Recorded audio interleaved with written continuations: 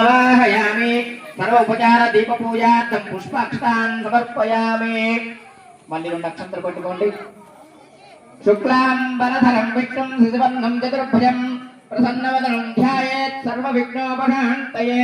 తదేవ లక్ష్యం సుదినం తదేవ తారాబలం చంద్రబలం తదేవ విద్యాబలం దైవబలం తదేవ లక్ష్మీపదే గృహముస్మరామి.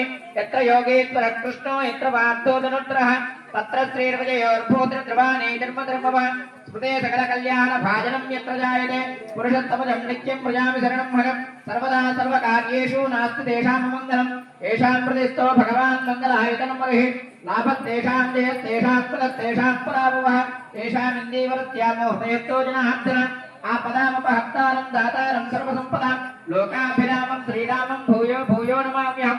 సర్వమంగళమాంగళ్యే శివే సర్వార్థసాధకే శరణ్యే త్రయంబకే దేవి నారాయణ నమోస్తుతే.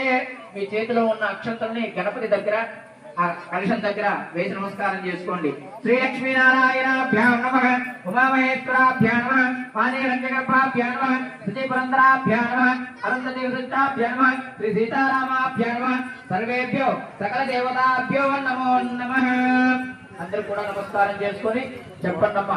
మాతృదేవో భవ, పితృదేవో భవ, ఆచార్య దేవో భవ, అతిథి దేవో భవ.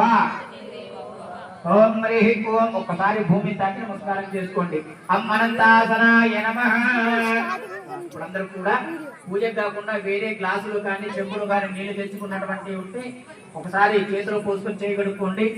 తర్వాత 3 సార్లు విడివిడిగా ఆచమనం చేయండి. హస్తం ప్రక్షాళ్య ఆచమ్య కేశవాయ స్వాహ తాగండి. నారాయణాయ స్వాహ, మాధవాయ స్వాహ, గోవిందాయ నమః. మళ్ళీ 4వసారి చేయగలుగుకోండి. గోవిందాయ నమః, విష్ణవే నమః, మధుసూదనాయ నమః, త్రివిక్రమాయ నమః, వామనాయ నమః, శ్రీధరాయ నమః, ఋషికేశాయ నమః, పద్మనాభాయ నమః, దామోదరాయ నమః, సంకర్షణాయ నమః, వాసుదేవాయ నమః, ప్రద్యుమ్నాయ నమః.